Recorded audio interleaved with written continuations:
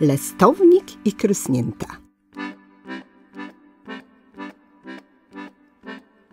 Byl sorys lestownik, człowiek dobry i robycy.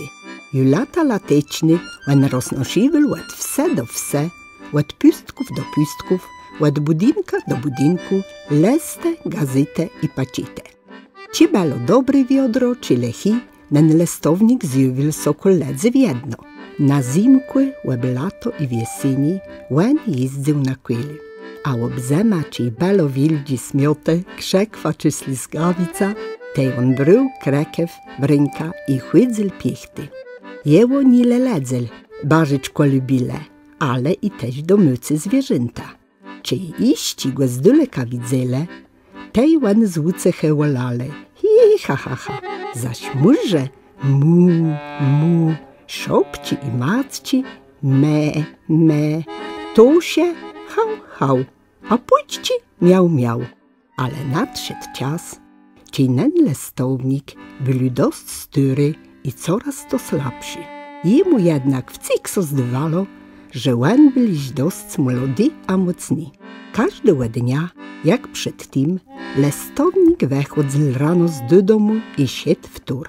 Sfortobl łebinc lepyra budynków i był tak zmachcony, że dalej nic nie mógł. Ledze so gorzele, że na czas nie dostywale płaćte, a ciej lestownika spotykale, tej go szkalowale. Lestownik sam so jiscyl i rozmyślał, co robić. Bela zema i on sfortobl łabync pyra budynków, a ju dalej nic nie miał myce. Na drodze stojale puste sumci, zaprzegle w 3 pyry tusiów.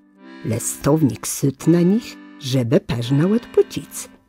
W nim on uzdrzył 40 krysniętów, chterne wzyle jełe torba z lestame i zwiórnyle na nich sonkach. On przeszedł na sowiali dydom, syt na lywce przy piecku i gdy sum do sy.